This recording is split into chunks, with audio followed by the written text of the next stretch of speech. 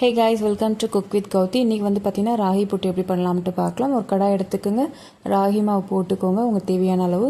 கொஞ்சமாக salt add பண்ணி தண்ணி வந்து நார்மல் வாட்டரே வந்து தெளித்து பிசைஞ்சு எடுத்துக்கோங்க. உருண்டை பிடிச்சி இப்படி உடச்சி விட்டோம்னா உடையிற அளவுக்கு இருக்கணும். அதுக்காக ரொம்ப தண்ணி தெளிச்சிடாதீங்க. இன்னும் கம்மியாகவும் தெளிச்சிங்கன்னா வராது புட்டு. கரெக்டாக அளவான தண்ணி தெளிச்சிக்கோங்க. அப்புறமேட்டு பிசைஞ்சு விட்டுட்டு எல்லா புட்டு வந்து நல்லா ஈரப்பதமாக இருக்கணும் கொஞ்சம். நெக்ஸ்ட்டு நம்ம வெஜிடபிள் வாஷ் பண்ணுறோம்ல, அந்த ஓட்டையாக இருக்க ஏதாவது ஒன்று எடுத்து இந்த மாதிரி வந்து பண்ணி உதிர்த்துக்கோங்க புட்டு. அப்போ தான் வந்து பார்த்திங்கன்னா புட்டு உதிரியாக வரும். இப்போ இட்லி பாத்திரம் எடுத்துக்கோங்க. நம்ம புட்டை வந்து ஸ்ட்ரீம் பண்ண போகிறோம்.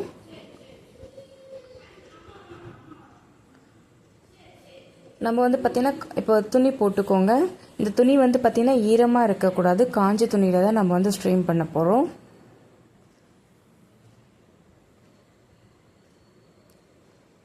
இப்போ அப்படியே துணியை க்ளோஸ் பண்ணிடுங்க. நான் வந்து பார்த்திங்கன்னா இந்த புட்டு வந்து 15 மினிட்ஸ் வரைக்கும் நான் ஸ்ட்ரீம் பண்ணேன். சில பேர் 10 மினிட்ஸ் சொல்கிறாங்க, ஆனால் எனக்கு 10 மினிட்ஸ் செட் ஆகலை. நான் 15 மினிட்ஸ் நான் ஸ்ட்ரீம் பண்ணியிருக்கேன். இப்போ புட்டு வந்து வெந்துருச்சான்னு உங்களுக்கு செக் பண்ணி பார்க்கணும்னா கொஞ்சம் இப்படி ஸ்பூனில் எடுத்து சூடாக இருக்கும் பார்த்து இந்த மாதிரி உருண்டை பிடிச்சி பாருங்கள். உருட்டை வரணும், அப்போ தான் வந்து புட்டு வெந்திருக்குன்னு அர்த்தம். உங்களுக்கு அந்த மாதிரி வேகாத மாதிரி தெரிஞ்சுன்னா இன்னும் ஒரு 5 நிமிஷம் கூட விடலாம். இப்போ புட்டு வந்து பார்த்திங்கன்னா வெந்துருச்சு. வேறு பாத்திரத்துக்கு இப்போ மாற்றிக்கலாம். இதெல்லாம் சூடாக செய்யணும் நீங்கள்.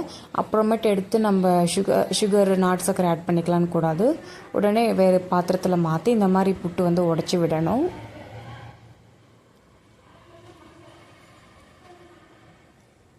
இப்போ உங்களுக்கு தேவையான அளவு நீங்கள் நாட்டு சக்கரை போட்டுக்கலாம். உங்களுக்கு சுகர் வேணாலும் சுகர் ஆட் பண்ணிக்கலாம். பட் நாட்டு சக்கரை வந்து நான் ப்ரிஃபர் பண்ணுறேன். உங்களுக்கு தேவையான அளவு நாட்டு சக்கரை போட்டு கலந்துக்கோங்க. ஃப்ரெஷ்ஷாக திருவின தேங்காய் ஆட் பண்ணிக்கோங்க. இளந்தேங்காய் இருந்தால் ரொம்ப நல்லாயிருக்கும்.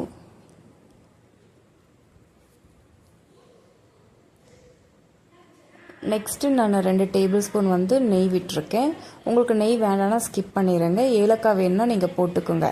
ஏலக்காய் வந்து பார்த்திங்கன்னா எனக்கு பிடிக்காதுன்னு சொல்லிவிட்டு நான் ஏலக்காய் போட்டுக்கல. உங்களுக்கு வேணும்னா நீங்கள் ஏலக்காய் தட்டி சேர்த்திக்கோங்க. இவ்வளோதான் ஃப்ரெண்ட்ஸ், ஹெல்த்தியான புட்டு, ராகி புட்டு ரெடி ஆகிடுச்சு. பிகினர்ஸ்க்கு ட்ரை பண்ணி பாருங்கள்.